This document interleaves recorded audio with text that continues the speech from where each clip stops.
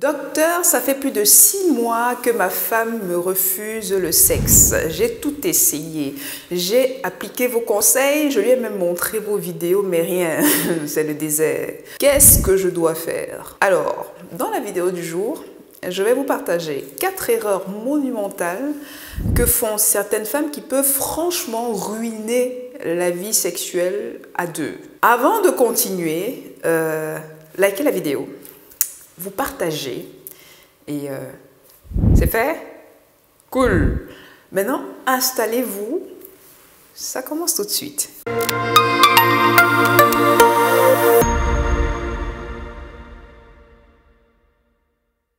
Hello my people, comment ça va? Bienvenue dans cette nouvelle vidéo. Pour ceux et celles qui découvrent la chaîne via cette vidéo, je suis Dr Paul Moko, médecin sexologue. Et sur le Max Santé, nous parlons de santé, de bien-être et d'épanouissement sexuel et intime.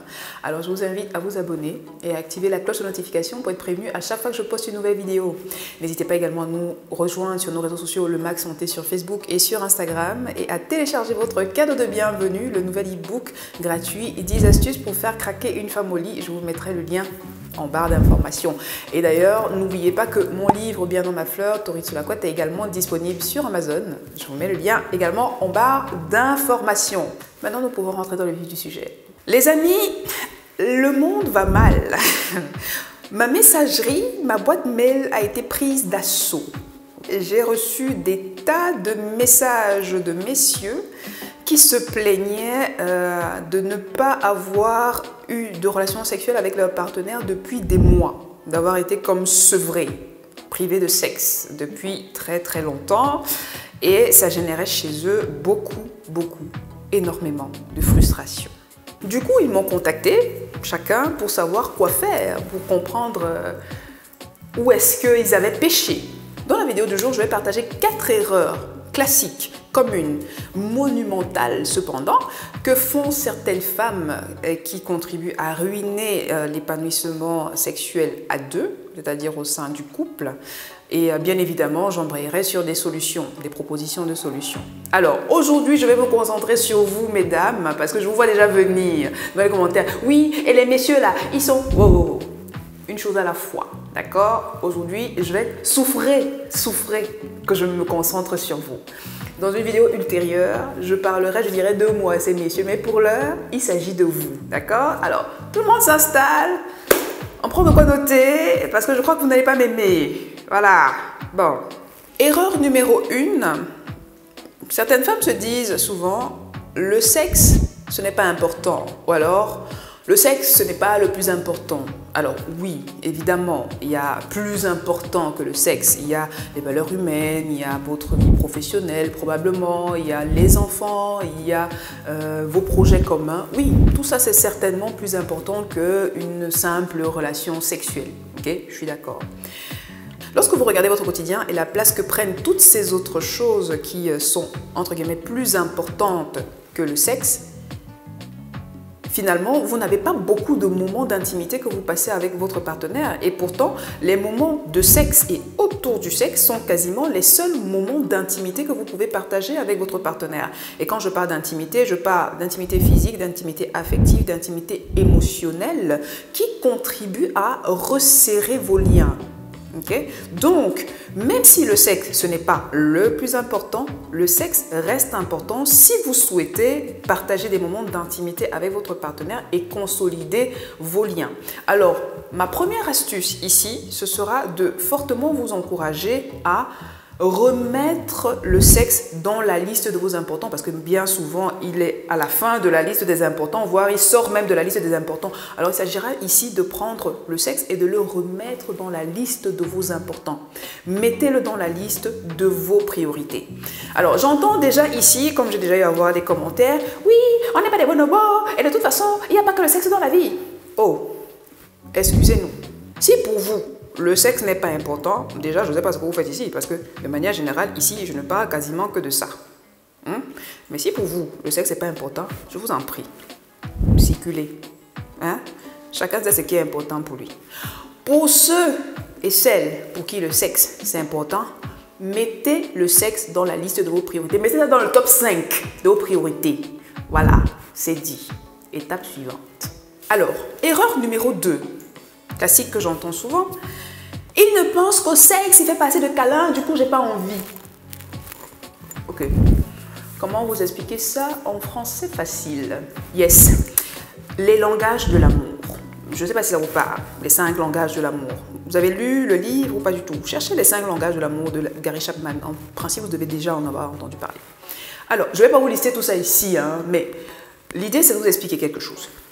Certaines femmes, voilà, disons ça comme ça, on va éviter de se faire taper dessus.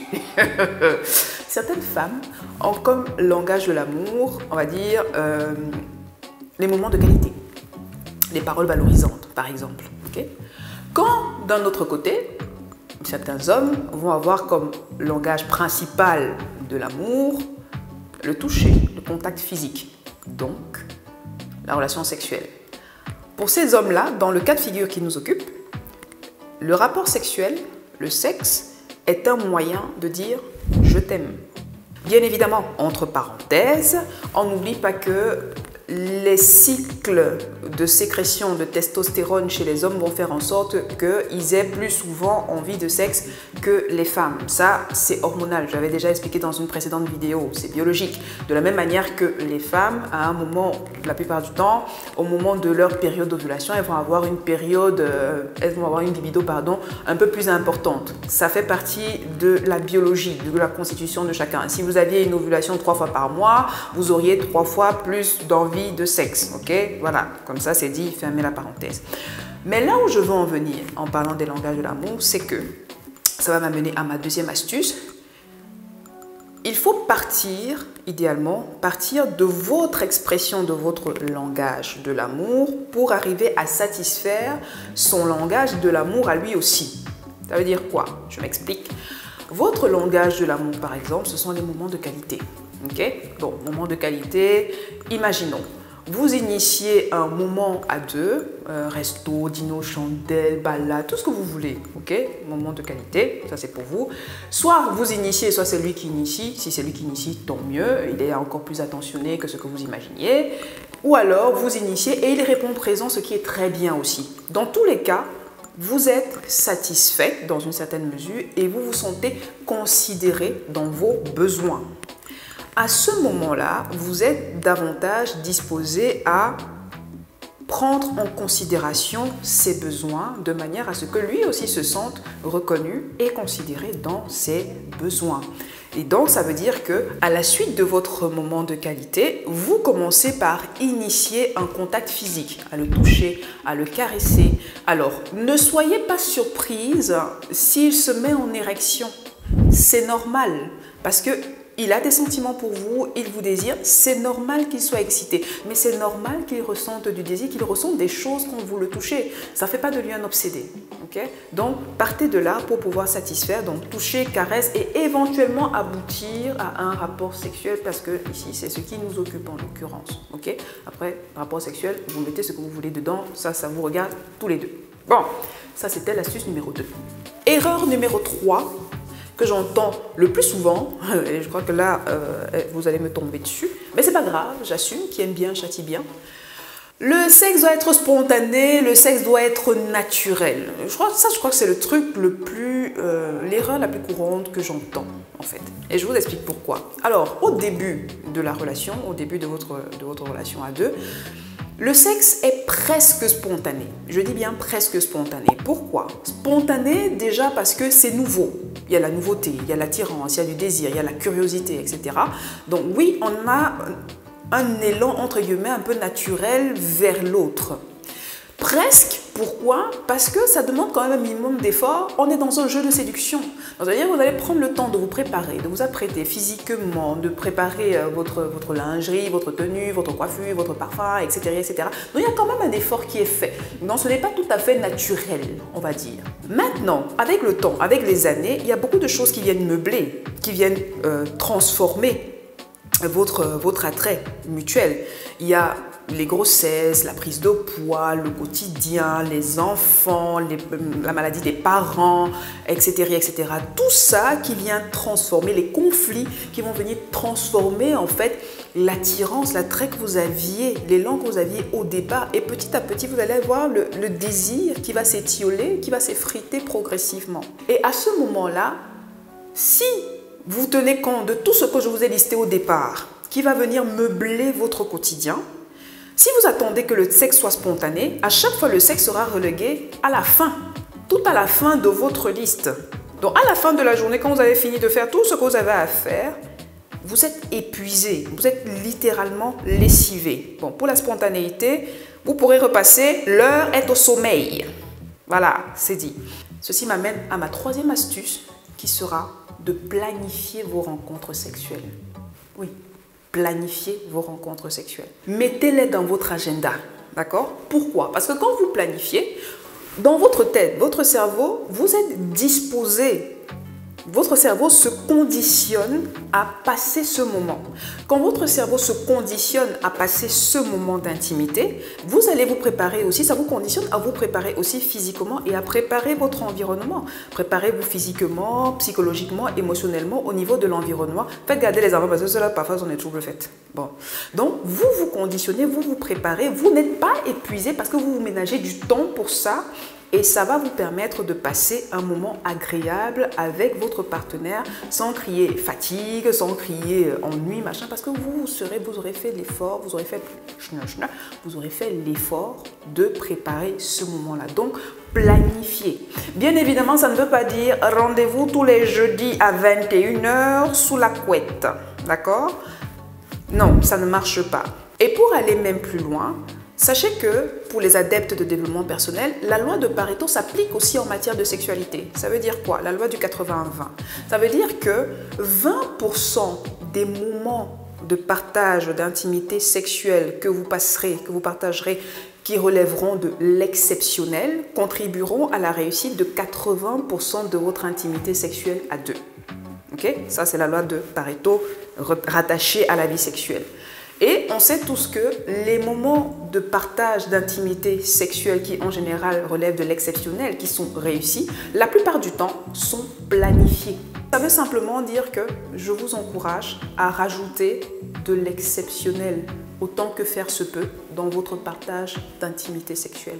Maintenant, erreur numéro 4, classique, un truc classique que j'entends souvent. Ça fait tellement longtemps que vraiment il ne demande même plus. Hein. C'est comme s'il n'a même plus envie. De toute façon, on a dépassé ce stade-là. Est-ce qu'on est encore dans ces choses-là? Ah bon? Ok, bon. Alors, comment vous dire? Ce n'est pas parce qu'il ne demande pas qu'il n'en a pas envie. Ça veut dire quoi? Ça veut dire que au départ, quand il y a une distance sexuelle qui commence à se créer, évidemment, il va venir vous solliciter, il va vous demander, il va vous dragouiller. Mais à force de vous dragouiller, vous, systématiquement, vous le repoussez, vous lui dites non. Plus vous le repoussez, plus vous lui dites non, moins il aura envie de venir et à un moment, il ne viendra plus, il ne vous sollicitera plus. Et c'est normal, il est frustré. Vous-même, mettez-vous à sa place. Si vous le sollicitez systématiquement et qu'à chaque fois, il vous dit non, à un moment, vous n'aurez plus envie de le solliciter aussi, parce que c'est frustrant. Maintenant, qu'est-ce qui va se passer? Cas de figure classique. Il ne va plus vous solliciter, vous allez dire « Oh, tant mieux, j'ai ma tranquillité, je peux dormir parce que mes journées sont longues, etc. etc. » Bon, ok. Sauf qu'un jour, pour une quelconque raison, vous aussi, vous aurez envie. Et donc, qu'est-ce qui va se passer? Vous allez aller le solliciter, vous allez le dragouiller aussi. Bon. Quand les moments de retrouvailles avec vous sont devenus rarissimes, mais quelle aubaine! Il est content quand vous le sollicitez, très content. Il est tellement content qu'il sera excité, très excité. Son excitation va monter vite, très vite, tellement vite que son éjaculation arrivera tout aussi rapidement. Et vous serez frustré. Vous serez frustré, il sera frustré. Vous n'aurez plus envie. Vous n'aurez plus envie, vous allez mettre encore des semaines avant de le solliciter. Rebelote, il éjaculera tout aussi rapidement. Cercle vicieux. Ça va m'amener à mon astuce numéro 4. Instaurer une régularité dans vos rapprochements intimes, dans vos rapprochements sexuels à deux. Alors, je n'ai pas de fréquence idéale à vous proposer. Ça dépend de tout un chacun. Chaque individu est différent. Chaque couple l'est aussi. Donc, c'est un consensus. D'accord? Mais gardez à l'esprit que plus vous laisserez un désert sexuel entre vous s'installer, plus la reprise d'une routine, entre guillemets, sexuelle sera laborieuse, sera difficile. Voilà 4 astuces pour vaincre, comme on appelle chez nous, la jachère entre vous deux, hein, pour rompre tout ça.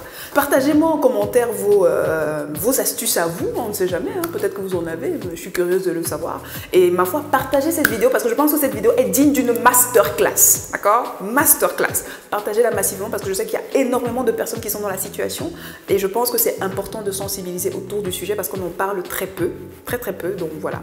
Pour ceux et celles qui souhaitent un accompagnement d'un point de vue sexologique, vous pouvez réserver une consultation avec moi. Je vous mettrai le lien pour réserver votre consultation en barre d'informations également. Mais voilà, j'ai hâte de vous lire en commentaire. Ma foi, je vous dis à très vite dans une prochaine vidéo. Prenez grand soin de vous et à très vite. Salut!